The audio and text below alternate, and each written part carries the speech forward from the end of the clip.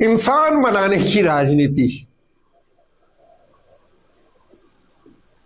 आज हम ये जानने की कोशिश करते हैं कि कौन सी राजनीति कैसे इंसान बना रही है। कुछ इंसान होते हैं जो राजनीति को इंसानों के लायक बनाने के लिए जूझते हैं, मरते हैं, खपते हैं, बर्बाद होते हैं, वरना हर तरह की राजनीति अपने लायक इंसान तैयार करने की कोशिश करती है। अंग्रेजों के समय यह बात साफ हो गई थी कि जो शासक अल्पमत में है और बहुमत पर अपना शासन लंबे समय तक बनाए रखना चाहता है, उन शासकों को बहुमत आबादी के बीच अपनी तरह की सोच समझ रखने वाले लोग तैयार करने होंगे। मैकाले ने अंग्रेज जैसे इंसान बनाने की योजना लागू की और यह भी सुना होगा हम सबने, काले अंग्रेज। यह भारत में आधुनिक इतिहास के एक सच को ठीक ठीक पढ़ाया जाता है। छात्र छात्राएं उसे ठीक ठीक रटते भी हैं। वह सच है कि मैकाले की एक योजना यह थी कि भारत के लोगों के बीच ही अंग्रेज बनाए जाए। उनकी शक्ल सूरत यहाँ की हो, लेकिन उनके सोचने समझने का तौर तरीका अंग्रेजों की तरह पहनने, रहने और खान पान के तौर तरीके हो। इसके लिए मैकाले ने एक शिक्षा का ढांचा तैयार किया। स्कूल कॉलेजों को अंग्रेज तैयार करने की जगह बनाई गई। अंग्रेजों के मन माफिक जीने के लिए सरकारी दफ्तरों में कुर्सी टेबल दिए गए। मैकाले की इस बात को इस तरह से समझे कि उसने इंसानों के बीच अपने तरह के लोग तैयार करने की इंजीनियरिंग होती है यह साबित किया। इंजीनियरिंग इंसानों के बीच काम करने वाली होती है, इसका भी एक ज्ञान समाज में दे दिया। यह इंजीनियरिंग का ज्ञान ही किसी अल्पमत वाले शासकों के लिए जान होती है। उसी के इर्द गिर्द वह अपने विचारों को तरह तरह के कपड़े पहनाता है, लोगों को सोचने समझने का तौर तरीका देता है, ध्यान भटकाता है। लेकिन यह बात केवल अंग्रेजों के लिए ही क्यों लागू होती है और ना ही अंग्रेजों से शुरू होती है? सुप्रीम कोर्ट ने बाबरी मस्जिद की जगह पर अयोध्या में राम मंदिर बना लेने का जब फैसला दिया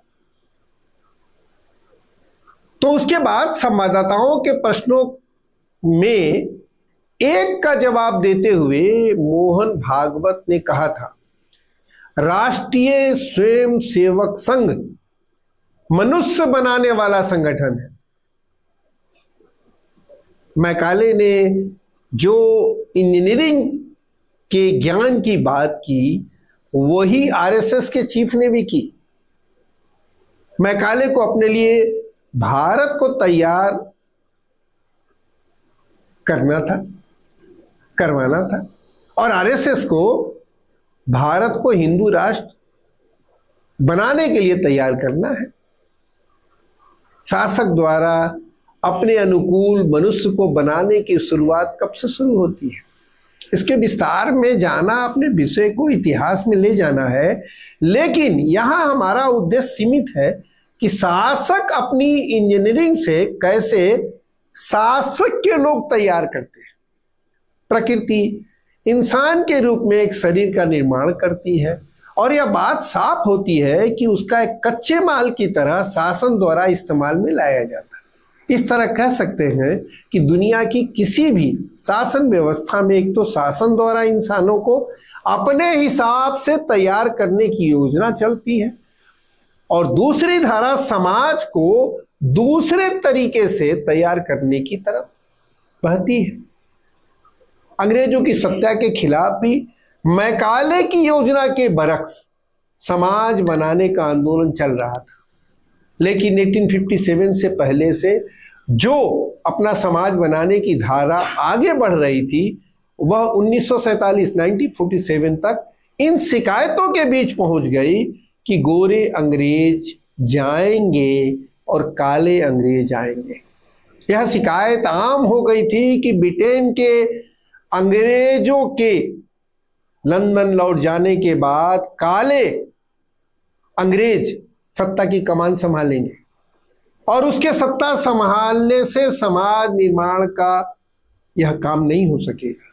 शहीद भगत सिंह को भी समाज निर्माण की प्रक्रिया में परिवर्तन महज गोरे और काले रंगों में सिमट कर रहने की आशंका थी और दूसरे ऐसे ढेरों नाम है जिन्होंने यह चेतावनी दी कि सत्ता वही चलेगी लेकिन अब 7 समुंदर पार से चलेगी।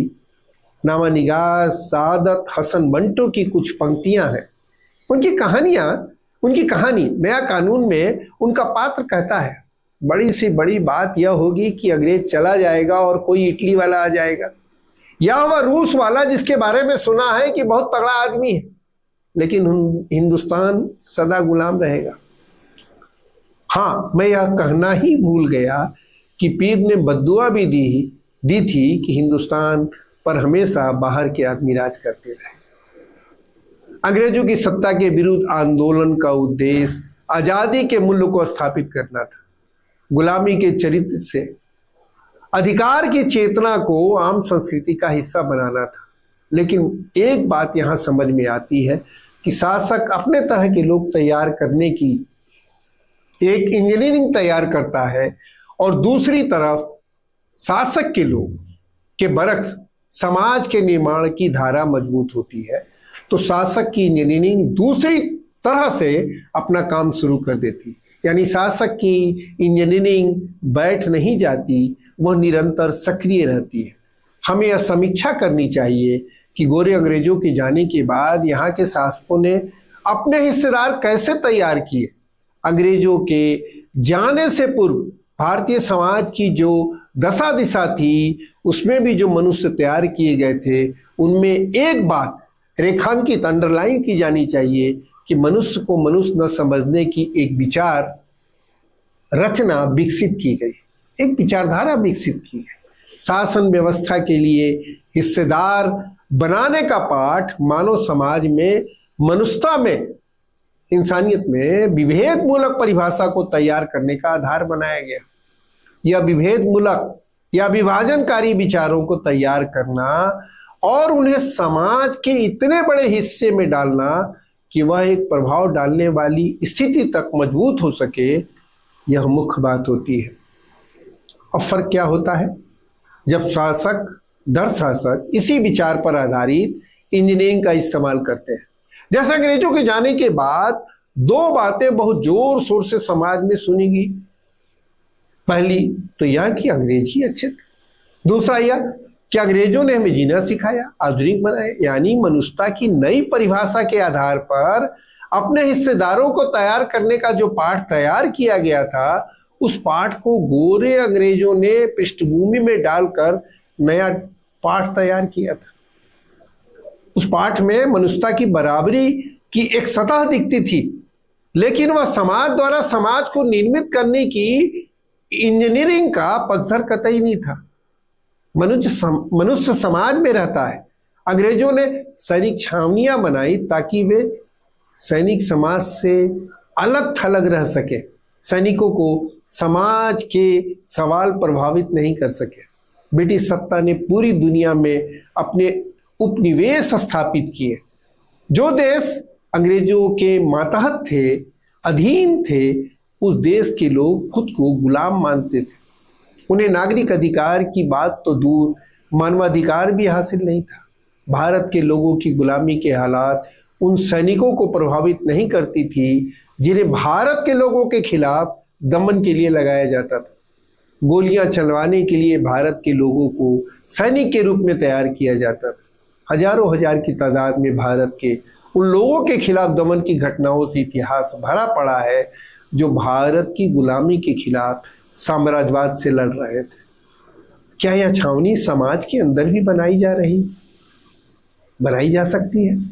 यानी शासक को जब यह लगता है कि उसे समाज में अपने लोगों की तरह अपनी सेना तैयार करनी है, तो वह अपनी इंजीनियरिंग को किस रूप में तैयार कर सकता है?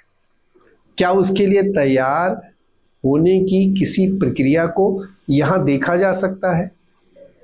आरएसएस का मनुष्य बनाने वाला जब बयान पढ़ने को मिला तो बरबस मेरा कुछ महीने पहले का अनुभव एक कौंधा।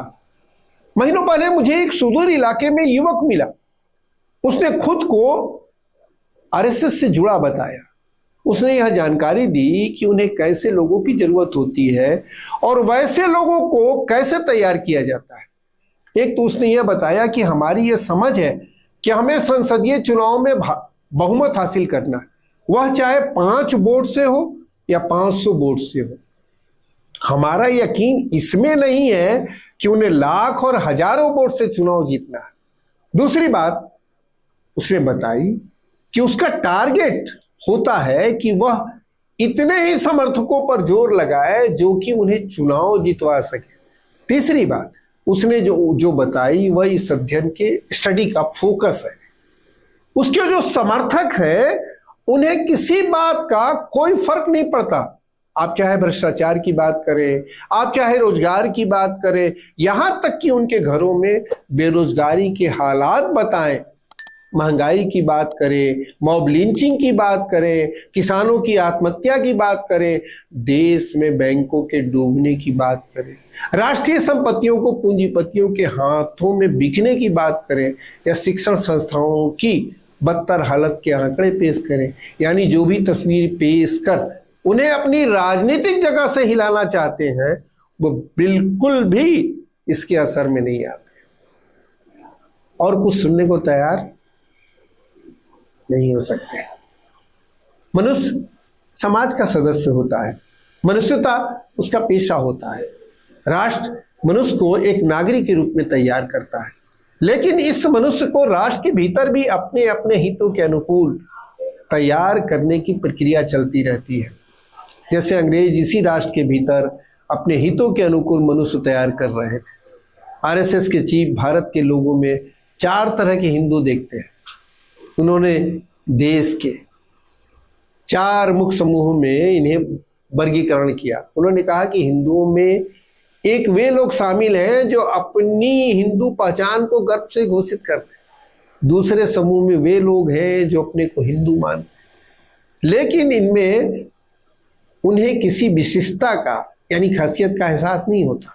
तीसरा समूह लोगों का है जो केवल आपसी बातचीत में अपनी हिंदू पहचान का जिक्र करते हैं। चौथे समूह में वे लोग हैं जो या तो अपनी हिंदू पहचान को भूल चुके हैं या जिसे उन्हें विस्मृत करा दिया गया है।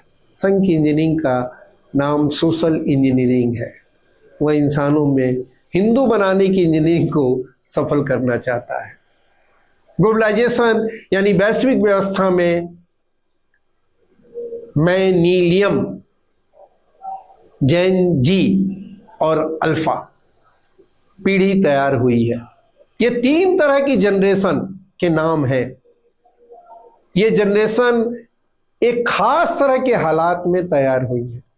ग्लोबलाइजेशन की नीतियों के बीच तैयार हुई है, नई नई टेक्नोलॉजी के बीच तैयार हुई है, पढ़ने लिखने के लिए घरों परिवारों से दूर निकलकर तैयार हुई है, माइग्रेशन को वह स्वाभाविक मानती हैं, रोजी रोटी के लिए घरों से निकलकर तैयार हुई है, परंपराओं का बोझ इन पर नहीं लदा है, सदियों से एक ढांचे में तैयार परिवार की परछाई से पीछे नहीं घूमी है, यानी परिवार की परछाई के पीछे नहीं घूमी है। एक ढांचागत पीढ़ी और अपने तरीके के इंसानों को तैयार करने की राजनीतिक इंजीनियरिंग का यह दौर वाकई बहुत दिलचस्प है। इंसान क्या यह खुद सोच सकता है कि वह खुद कैसा बनना चाहता है? इंसान खुद कैसा बनना चाहता है?